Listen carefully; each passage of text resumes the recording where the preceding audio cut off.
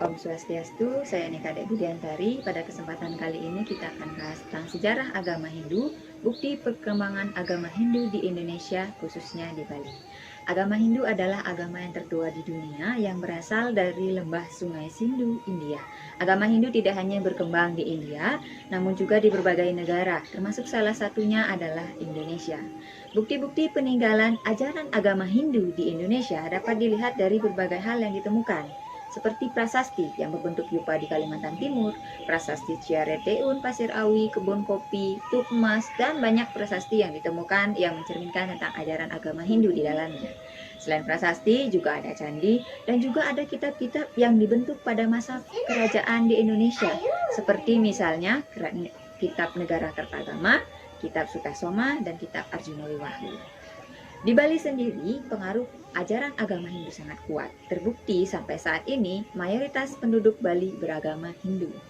Sebelum agama Hindu datang ke Bali, Bali telah memiliki kepercayaan dan pemujaan tersendiri. Di antaranya, pemujaan kepada gunung sebagai tempat yang tertinggi, kemudian penggunaan sarkofagus untuk penguburan mayat, di mana posisi kepala menghadap ke gunung dan kaki menghadap ke laut.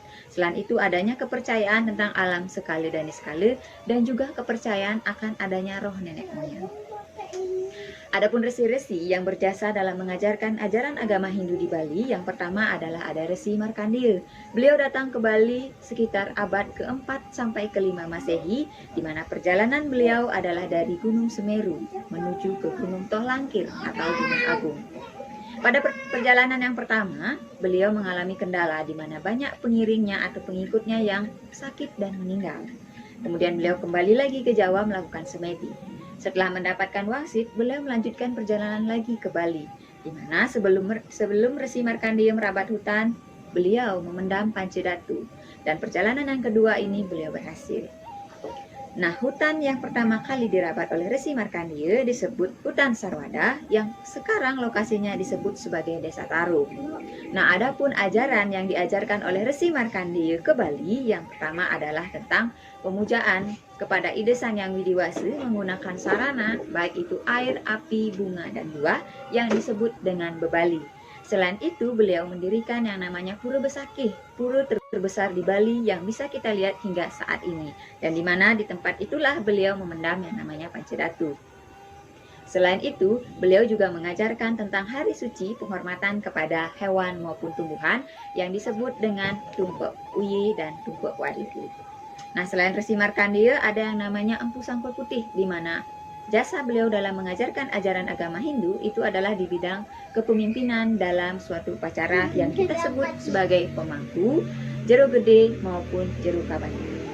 Selain itu ada yang namanya Dangyang Nirarte yang datang ke Bali mengajarkan tentang ilmu pemerintahan, upacara, meligil, memukur, serta pendirian Padmasani. Selain itu, yang disebut-sebut sebagai empu yang memiliki jasa yang paling besar dalam penyebaran ajaran agama Hindu di Bali itu adalah Empu Kuturan, di mana beliau ini adalah merupakan senopati pada masa kerajaan di Bali dengan rajanya Udayana dan permaisurinya bernama Sri Gunapriya Dharmapatni. Pada saat itu, ajaran agama Hindu di Bali sangat kuat. Agama Hindu berkembang dengan baik. Banyak sekte-sekte yang di Bali yang hidup secara berdampingan. Ingat, agama Hindu tidak hanya terdiri dari satu sekte atau aliran. Di India pun, asal mula agama Hindu terdiri dari berbagai macam sekte dan aliran. Nah, pada masa kerajaan Udayana ini, sekte-sekte yang awalnya hidup secara berdampingan, lama-kelamaan mengalami permasalahan. Terjadi perdebatan tentang dewa yang dianggap paling tertinggi. Atas saran dari Empu Kuturan inilah para pemimpin di masing-masing sekte itu diundang untuk mengikuti diskusi yang berlokasi sekarang disebut dengan Pura Samuan 3 di Gianyar. Hasil diskusi itu menyimpulkan bahwa semua sekte-sekte yang ada di Bali, baik itu sekte Bhairawa, sekte Sora, sekte Ganapata, sekte yang Bhairawa, Vaishnava, dan semua sekte yang ada di Bali itu diluluhkan menjadi satu, disebut dengan sekte Siwa Siddhanta, di mana dewa yang tertinggi itu dicakupkan jadi satu, disebut dengan Trimurti, yaitu Dewa Brahma, Wisnu, dan Siwa, yang sampai saat ini kita kenal. Jadi agama Hindu yang di Bali itu disebut dengan agama Hindu Siwa Siddhanta. Selain meluluhkan sekte-sekte yang ada di Bali untuk membuat suatu keharmonisan dalam kehidupan, Empu Kuturan juga berjasa dalam hal pembuatan dari pendirian pura-pura seperti Pura Dadia, Pura Panti, Pura Paibon, dan juga di masing-masing pekarangan setiap keluarga harus memiliki yang namanya kemulan dan taksu. Selain itu juga, Empu Kuturan juga merancang yang namanya desa adat, di mana di masing-masing desa adat itu ada yang namanya Pura Tri Kahyangan 3 yang kita kenal sampai saat ini, yaitu Pura Desa, Pura Pusa, dan Pura Dalam. Begitu besar jasa dari Empu Kuturan yang bisa kita lihat hingga saat ini, memberikan corak dan warna tersendiri bagi agama Hindu, khususnya agama Hindu di Bali. Begitu fleksibel dan dinamisnya dari ajaran agama Hindu menyebabkan tradisi ataupun kepercayaan yang telah ada di tempat di mana dia datangi itu tidak akan pernah punah, tapi tetap diakulturasikan sehingga tetap bernafaskan Hindu, namun tradisi itu tetap dijalankan. Seperti kata pesan dari Bung Karno, jika Anda seorang Islam, jangan menjadi Islam Arab. Jika Anda menjadi seorang Kristen, jangan menjadi Kristen Yahudi. Dan jika Anda menjadi seorang Hindu, jangan menjadi Hindu India. Jadilah agama Nusantara. Dan Hindu yang ada di Bali adalah Hindu Nusantara, seperti yang diajarkan oleh Bung Karno juga.